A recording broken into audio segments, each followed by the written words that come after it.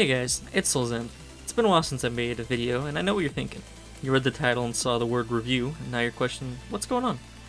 Now I know it's a little weird seeing a review on my channel out of all things, but I've been playing the Battlefield 5 open beta, and after playing it for a while, I decided that I wanted to make an attempt at making a review of it.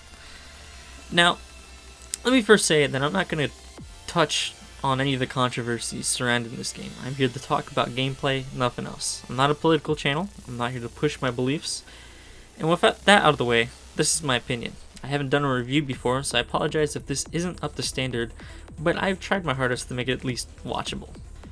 So, I've been playing games for most of my life, and to make sure the review doesn't seem like it's coming out of my ass, I want to preface it by saying that I've been playing the Battlefield series for a good portion of my life. From 1942 to Modern Combat 2, I've played them all really, except for Hardline. I'll say I didn't really touch Hardline at all. My favorite game in the series is Battlefield 4, and my least favorite was Battlefield 1, so hopefully that gives you a general idea where I stand with combat and mechanics, and where I lean on that kind of stuff. With that out of the way, let's first look at the boring stuff like performance. Now, I have a 1080, 16 gigs of RAM, and an i7 8700K. This game ran very well for me with frame rates staying at around 100 and dip into 80 when things went crazy. And I also want to say that this is during the open beta, so hopefully they keep that performance on the actual release.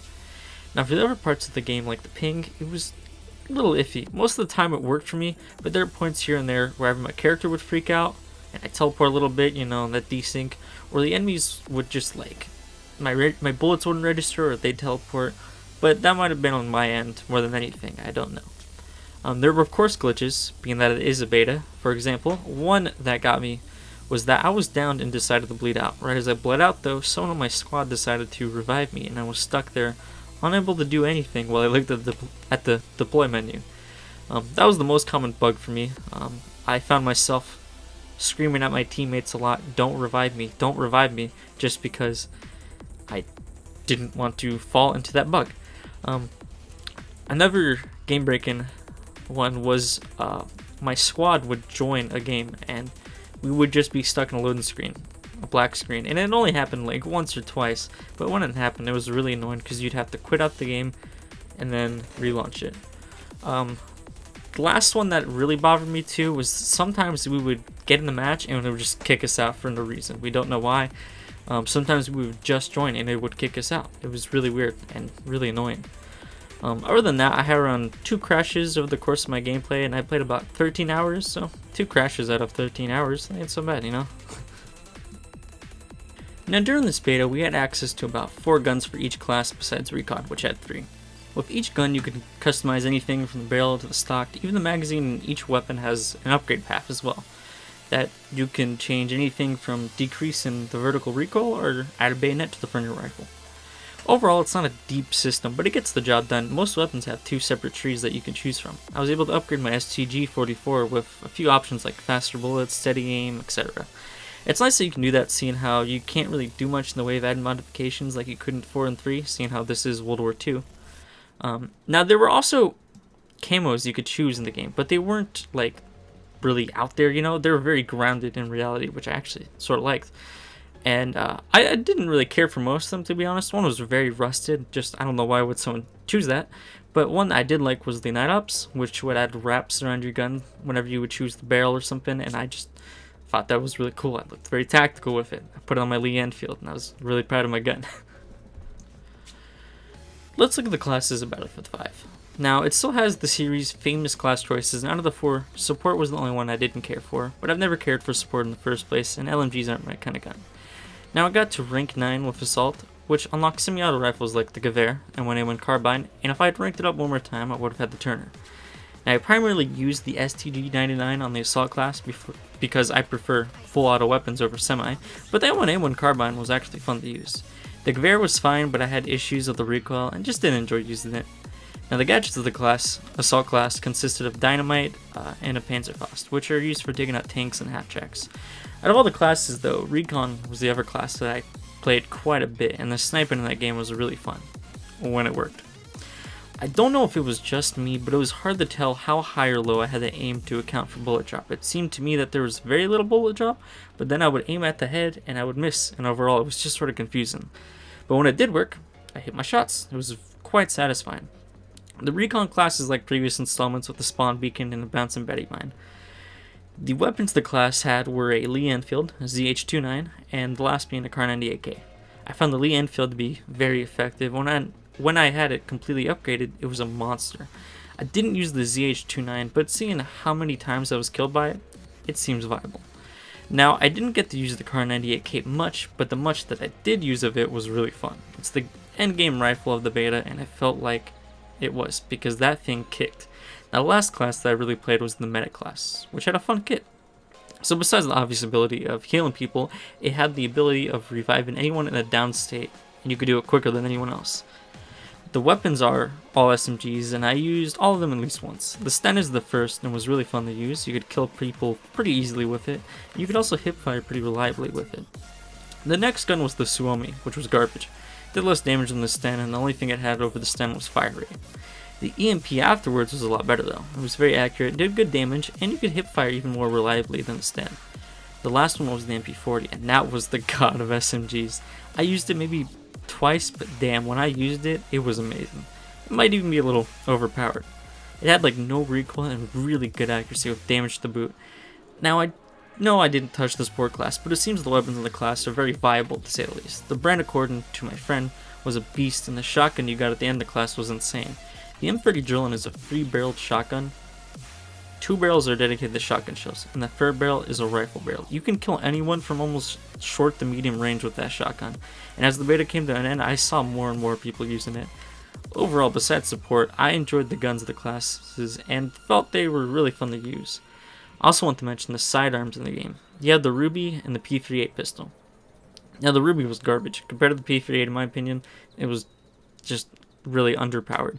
The Ruby was accurate, but it lacked damage and I had issues getting kills with it.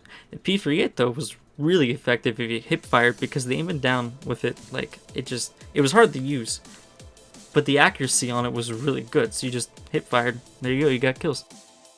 Okay, so with all the nitty gritty cleared out of the way with weapons, I wanted to talk about the slight changes with the squad system and just gameplay in general. So squads are now built of 4 people instead of 5, which honestly isn't too bad in my opinion, but with Battlefield 5 they've tried to make it where teamwork is more prominent and rewarded. So one thing is that unless there is a medic, you can only be revived by your own squad mates, which makes you stick with your squad, because if you run away you gotta hope that the medic sees you on the ground, or else you just have to bleed out. Another thing is that your ammo is decreased to about 2 magazines per primary weapon. Now for some people that is an issue. For me personally, I didn't really care. But you could still sort of solo and didn't have to worry about if you had someone support on your team. Because if you capped a point, you can go to the ammo cache and grab about 3 to 4 mags worth of ammo. You could also pick ammo up from the dead bodies of the enemies that you killed. And it wasn't a lot of ammo, but it was a decent amount. You know, if you killed 3 enemies, you'd probably get 1 mag. Another change is with the squad leader now. So before, the squad leader just gave orders and that was about it. You know, tells you which point to go to, and yeah. This one though, first they have a slight visual difference.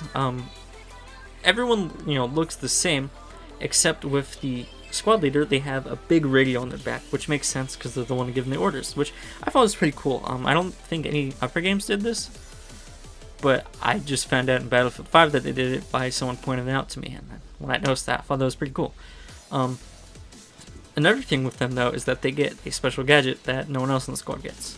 They get a radio that allows you to use points and call in either a supply drop, a 4-man tank with a heavy gun, or a 4-man tank that was just a normal gun. I don't know what the difference was. I think the normal gun was like maybe fire for the infantry. Don't really remember though. And the last choice was a V1 bomb. Now I really only used the V1 bomb, but goddamn, it was so fun to use. A good comparison for it would be the cruise missile from Battlefield 4. You would pull out binoculars and have the point where you want it to drop, and when it drops, it fucking drops, alright? If you were close enough to it but weren't close enough to take damage, your character would fall over, and it really just made you feel that just power and force of that bomb. And like every time that dropped, dude, you heard it. It was quite insane. I really loved it. And out of the 3 times I used it, there was only 1 time where I failed to get a kill, because that was just user error. Besides that though, I really like what they've done in the squads. And sort of does peep me off that they reduced it to 5, or reduced it to 4 instead of 5, but it's oh well. I can see that, you know, since it does promote teamwork, it is a little bit harder to play it for randoms, because a lot of people in Battlefield just like to go off and do their own solo thing. So this could be an issue later on if that, you know, continues to be a thing. But if you get a good squad, or at least play with friends, it really just excels at what it does.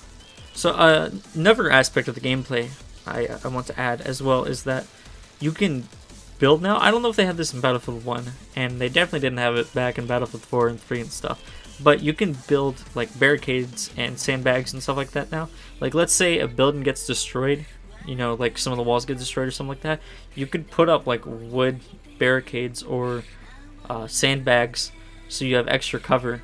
And it's honestly a very important thing to do. It is very helpful. There's a point on Narvik, that train. That point you need to go ahead and build your defenses, because if you don't, it can easily, like, you just die, you know, you just easily get killed. But it rewards that teamwork, you know. I was playing a grain operation at one point, and the first point you need to, you know, obviously build defenses. So I built the whole back area, but no one got the front area, and so they easily just curb stomped us, took over the point. It was like, oh, you know, what can I do? It really sucks, you know, like some of the teamwork stuff just doesn't work at all. But when it works really well. So now that we looked at the meat of the game, let's take a look at the potatoes, or the maps. So you could play on 2 maps during the beta. Narvik was the most common, seeing how you could play Grand Operations and Conquest, while Rotterdam was only playable through Conquest. Narvik is an open map with very fun and not so fun points. My favorite point was the train, where there was a train in the middle and 2 lanes that enemies can come down from. I gravitated around it a lot, and it was just a fun point to play on in general, unless your team didn't remember the fortified. Besides train, I also liked Loden Bay, Town, and Depot. The other 2 points of the map are very just sort of forgettable, and they were fine, but the ones I listed had the most action, were the best in my opinion. Now Narvik is set in Norway, and therefore has snow. A lot of snow. In the beginning, the snow could be there, and it's not like a crazy amount, but it's noticeable, you know. Later, as the map goes on though, it can get ridiculous, and it takes a while to get used to with all this snow just in your face. Another feature of the map is that sometimes it will get foggy and reduces your sight for quite a while. It lasts a pretty good portion of the match, or at least it was very noticeable for me. It can honestly get annoying though, especially when you still manage to get sniped through the fog, which can get a little ridiculous sometimes. Besides some of the small issues I have with the map, I rather enjoyed it, with the night variant being my favorite version of it. The other map that you get to play on is Rotterdam, which is set in the Netherlands. The map felt similar to Amiens from Battlefield 1, but more packed. The points in this map I felt were actually all fun to play on in some way. You had Courtyard, which was completely enclosed with only a few ways to enter, but that point was probably the most boring one out of all of them. It felt empty most of the time. Bridgehead had 2 layers to it. The top where a tank usually sat firing away, and the bottom layer where it had 4 entrances/exits where enemies and friends could funnel through. It's a very claustrophobic point whenever you're on the bottom layer, and it's very stressful to cap if there's a big fight happening around the point. It's one of my favorites, to be honest. Ammo Depot and the point across from White House are very popular as well, and the road connecting those 2 were constantly being lit up with gunfire and smoke. The last point, train station, was probably my least favorite, just because there were enemies on the tracks. It was hard to cap, but besides that, it was fine. So, with the maps out of the way, let's look at the Grand Operation, which they introduced back in Battlefield 1. So the Grand Operation isn't much different, except that the one on Battlefield 5 only had 2 days or phases, but I think it was only like that for the beta, so keep that in mind. In the first phase, there are 4 cannons you have to either attack or protect. The British would spawn in planes and would pair drop onto or near the objectives, while the Germans would spawn in on the ground and had time to build defenses. The first phase is very similar to Rush, where the British have to place explosives on the cannons and the Germans had to defuse it. The first phase is pretty hard for the British, and I had maybe 1 match where they were able to explode all 4 cannons. The next phase occurred during the day and was like Conquest, except there was only 2 points at a time, and if the British capped both points for a certain amount of time, the Germans would be pushed back and forced to protect 2 new points. There were 6 points in all that you can play on, and wasn't really anything special compared to the first phase. I also want to add in that there was no Battle Royale for this beta, so I can't give you any impressions of how that plays. Well, all in all, the game is fun. It's a Battlefield game, so is Battlefield gameplay. If you didn't like Battlefield before, then this one probably won't change your heart. But compared to Battlefield 1, I feel it's a step in the right direction. The game has flaws and an assortment of bugs, but this is a beta. If it keeps going in the direction it's going, then I'm a little excited, and the fact that we'll have no DLC is also really appealing. Will I be buying this game when it releases? No. Will I consider getting it in the near future? Maybe. I already have a ton of multiplayer games to play, and seeing how Battlefield 4 is still populated, I don't think I'll jump on the Battlefield 5 bandwagon anytime soon, but I'm definitely interested on where this game is going. Once I see how much more there is from the beta, I might consider buying it more, but as it stands, I don't have plans on purchasing the game as of right now. It's a fun game though, and I feel the controversy behind the politics of the game really holds it down. It makes people hate it for the sake of hating it. If I were to give it a rating, I'd give it a solid 7 out of 10 to be honest. So yeah guys, thanks for watching the review. I really appreciate it. I'm glad you made it this far into the video. You get to hear this voice finish out the review. This is my first time doing anything like this, and I hope it wasn't all over the place. You know, as I'm doing this right now, I'm just recording my voice. I haven't really fully edited the video, but I have high hopes for this. You know, I felt really inspired to make this video. So I hope you guys really enjoyed it. I appreciate any feedback you can give me in the comments, and if you did enjoy this, tell me. You know, I wouldn't mind doing more reviews if it actually is something that's enjoyable. Granted, it takes a lot of work. I didn't think it took a lot of work, but it does. I wrote a whole 4-page script that I've never done before. I've never written a script before for my videos. And, I mean, I didn't go completely on script, but I didn't go completely off. And it was just like, it was interesting. It was the first time I've ever done this. It's nice to switch it up every once in a while. So yeah, if you guys enjoyed it, subscribe, like, comment, whatever. Do what you do. You know what you do. Check out my Twitch. I haven't streamed in a while. Plan on moving soon though, and I'll probably start streaming once I move. But yeah, you know, thanks for watching guys. See you in the next video.